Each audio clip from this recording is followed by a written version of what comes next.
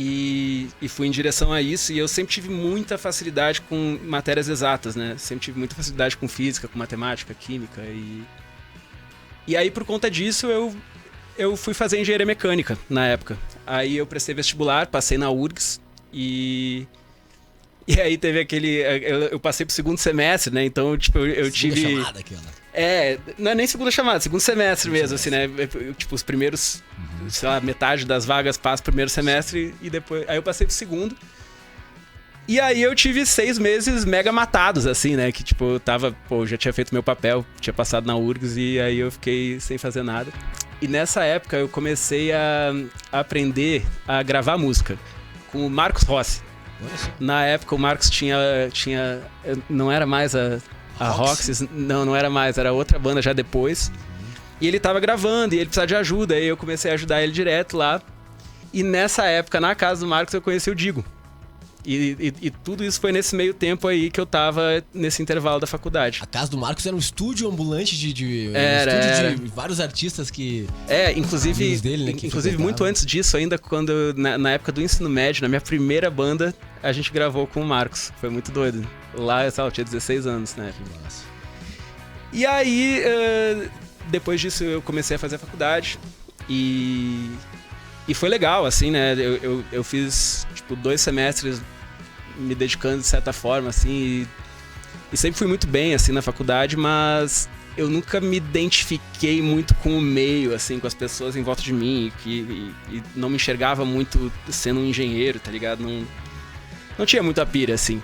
Inclusive eu ficava mais matando aula com a galera da geografia, da letras e coisas que eu não ficava muito, assim. Mas eu ia bem na faculdade. Foi, tipo, muito bem, assim. Principalmente nas matérias de matemática, física. As mais cabulosas, geometria. aquelas que geralmente o pessoal não vai bem. Nas exatas. Nas exatas. Eu sempre fui bom nisso, tá ligado? Tem pavor. E aí, velho... Aí, tipo, nessa época, assim, eu comecei na época tinha a Tia Sila, né? A banda do Digo, com Gadeia, com Lagarto, coisa. E eu vinha pra Canela todo fim de semana e eu comecei a conviver com eles e eu comecei a fazer som pra Tia Sila. E aí comecei a andar junto com eles, conheci o Lagartão. E aí, tipo, comecei a fazer som com eles. Eu operava a mesa de som. Na época eu não sabia fazer também, mas não tinha ninguém pra fazer. Sim. Aliás, boa parte das coisas que eu fiz eu não sabia fazer e fui fazer, tá ligado? Aprender. Cabeção. E aí eu comecei a operar som pra eles. E aí, eventualmente, eles entraram na Dr. Hank, que era com o Renanzinho, que tava em Porto Alegre na época, e o Lagarto Rodrigo participava da Dr. Hank. E o movimento natural das coisas fez eu também começar a fazer som pra Dr. Hank. E foi assim que eu entrei na Dr. Hank, na verdade, né? Foi fazendo som. Inclusive a primeira viagem que eu fiz com a Dr. Hank pra São Paulo foi operando mesa de som, assim. Muito, muito louco isso. E aí chegou a hora de gravar o álbum da Dr. Hank e eu gravei. Eu tinha alguma experiência, tinha algum equipamento e a Dr. Hank também sempre foi muito de fazer, né, as coisas, assim, tipo, de não depender muito dos outros pra fazer. E na época a Dr. Hank não tinha tecladista e eu gravei os teclados, assim, da banda, só que eu nem gravei, na real. Tipo, tudo mentira, eu pintei tudo de MIDI no computador, assim, eu não sabia tocar. E aí, na hora que a gente tava falando, será que vai ter um tecladista? Ok, e aí eu lembro do Renan assim, tecladista é tu, tá ligado? Vai lá. E eu não sabia tocar as músicas, e aí eu fui atrás, aprendi. E aí fui tecladista do Dr. Hank durante 5 anos, né? E o Dr. Hank é uma história à parte, eu acho. No Planeta Atlântico, inclusive, né? Tocamos Planeta Atlântico. Tocamos em um monte de lugar, né? Foi... Explodiram a Dr. Hank, assim, de uma maneira muito animal. Eu acho que a Dr. Hank foi uma faculdade à parte, assim, né? Porque a gente sempre foi muito de fazer todas as coisas. A gente fazia as nossas festas, fazia nossos festivais. A gente montava o nosso som, fazia o nosso merchan, fazia tudo, né? Então, a ideia da Dr. Hank sempre foi muito de aprender a fazer as coisas e fazer. Sim. E que sempre foi muito como foi a minha personalidade também, assim, né? E paralelo a isso, eu também sempre fui o cara que arrumava as coisas, arrumava os equipamentos, arrumava os cabos, arrumava os microfones, consertava tudo. Que isso é uma coisa que eu trago comigo desde criança também. Eu sempre fui de desmontar tudo, arrumar os bagulho. Eu estraguei muito mais do que eu arrumei, pra falar a verdade. Mas do processo de estragar a gente aprende, né? E eu acho que com o carro é mais ou menos a mesma coisa também. E aí depois, eventualmente, eu saí da Dr. Hank e eu fiquei fiquei uns 6 meses em Porto Alegre, meio sem saber o que eu ia fazer da vida e tal. Eu fui pra São Paulo. Fui assim, tipo, tinha um brother que tinha uma república lá na época. E ele me alugou um quartinho, assim, que era um quartinho de lavanderia. Horrível, assim. Mas era o que dava. E eu fui pra São Paulo e morei 7 anos em São Paulo, né? E em São Paulo eu mudei drasticamente de ramo de novo. E comecei a trabalhar com vídeo. Que também foi uma coisa que eu começava... Lá nessa casa que eu morei tinha um estúdiozinho. E aí eles faziam uns ensaios, aí começou a ter uma onda de fazer live, coisa ao vivo, assim, tinha o Clap na época que era... E aí eu comecei a pegar uma câmera e operar uma câmera e aí fazer junto com a galera. A primeira vez eu acho que faltou uma pessoa, tá ligado, pra filmar. E, Manuel, tu filma aí, filma. E aí foi isso, assim, e aí nesses 7 anos eu cresci muito em São Paulo, assim, como filmmaker, enfim, virei depois diretor de fotografia, dirigi um monte de campanhas, muito direção de foto e direção de set, né? E eu operei grandes orçamentos, fiz grandes clipes, grandes propagandas e foi uma época muito legal. Inclusive, no final, assim, da época de São Paulo, eu cheguei a ser líder de uma empresa muito grande, assim, tipo, líder de produção de conteúdo. Fiquei quase 1 ano e meio, eu acho, nessa empresa. Enfim, foi um tempo muito engrandecedor, assim, né? Eu acho que eu aprendi muita coisa. E foi muito legal, ganhei muito dinheiro também, que foi muito novo pra mim, porque, tipo, durante toda essa época da banda, a gente nunca ganhava muito dinheiro, assim, né? Sim. E São Paulo é uma cidade, assim, que se tu tá disposto a trabalhar e botar a cara, ela te recompensa. E foi muito massa, assim, né? E aí, na época da pandemia, eu comecei a ficar meio de saco cheio de São Paulo, meio de saco cheio de cidade grande e tal. E aí eu voltei pra Canela, fiquei um tempo aqui, também trabalhando com vídeo, e também foi um tempo muito legal, assim, foi um tempo mais de abaixar um pouco a rotação, assim, né? Acho que eu tava em São Paulo, tava também muito ansioso, muita coisa, trabalhando 16 horas por dia. E aí eu vim pra Canela com o intuito de trabalhar menos horas e ficar mais tranquilo, né? E depois de 2 anos morando em Canela, que eu fui pra Bahia, né?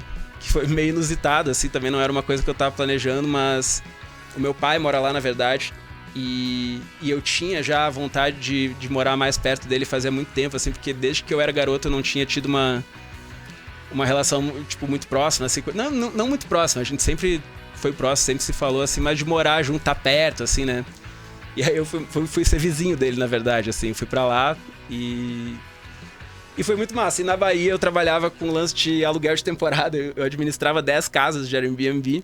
Massa. E o que era bem interessante, assim, e rolava uma grana boa também. E aí nessa época que eu comprei o carro, né?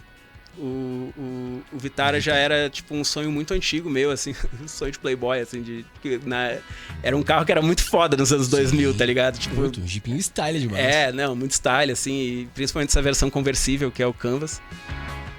E nessa época, assim, eu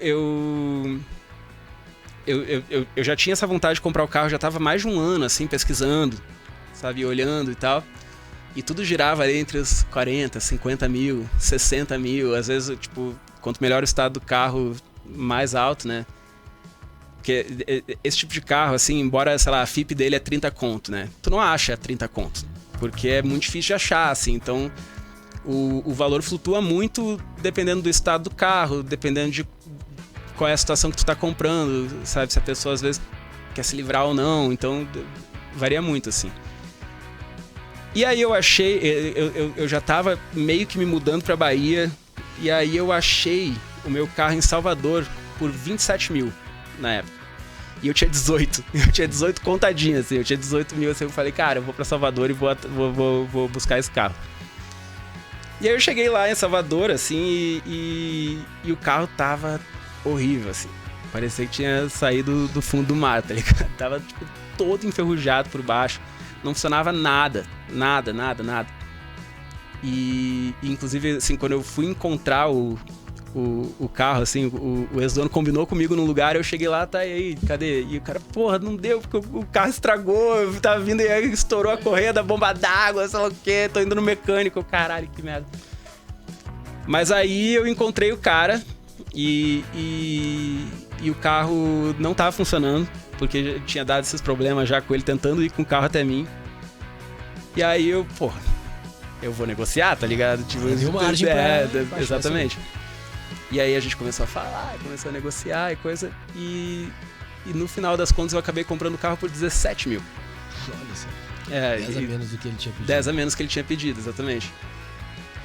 E aí eu botei o carro numa cegonha e mandei pra Caravelas, que era a cidade que eu tava mandando, que eu tava morando. Mandei o carro pra lá. No sul da Bahia, né? No sul da Bahia, extremo sul, é quase no Espírito Santo, assim. E aí eu mandei o carro pra lá. E, cara, essa viagem toda de restaurar o carro não foi planejada, tá ligado? Tipo, eu nunca fiz isso. Quer dizer, tem até uma história minha antiga com carro, assim, mas eu não entendia disso, né? Não sabia nada disso, não sabia nada do que eu tava fazendo. Inclusive, é muito bom o primeiro vídeo que eu tenho. Eu tiro o cabo da bateria com um alicate, com medo de tomar choque, que é ridículo, assim. Tipo, a gente vai contar, Manuel, a tua história agora com o carro, com os conteúdos do carro. No segundo bloco, eu vou te pedir pra sugerir qual a tua preferida da Dr. Hank, pra gente fechar esse primeiro bloco. Aí vai rolar um break rapidinho, na sequência a gente volta pra daí tu nos contar a história da criação dos conteúdos e aí sim a restauração do carro já, com o carro lá na tua cidade em Caravelas. Qual a tua preferida da Dr. Hank? Difícil essa pergunta, né? Mas... Não, é muito fácil. A minha preferida da Dr. Hank é Long Time Dub, só que essa música tem 7 minutos. Ixi. Corta ela no meio. Deixa eu ver quais que eu tenho aqui. Deixa eu ver se eu tenho a Long Time Dub. Aqui, é uma sonzeira mesmo. Não temos na prova. Ah, tem sim. Às vezes tá Doctor com um pontinho depois, às vezes tá Doctor sem um pontinho. Vamos curtir então Long Time Dub, pelo menos uma parte dela. E depois a gente volta pra seguir o bate-papo, o Manuel continuar contando aqui a história dele, da restauração do seu Suzuki Vitara, esse belo projeto, e depois a aventura dele vindo lá da Bahia pra cá. 19 horas e 16 minutos. Bora curtir essa sonzeira da Dr. Hank. Clube 885, muito mais que rádio.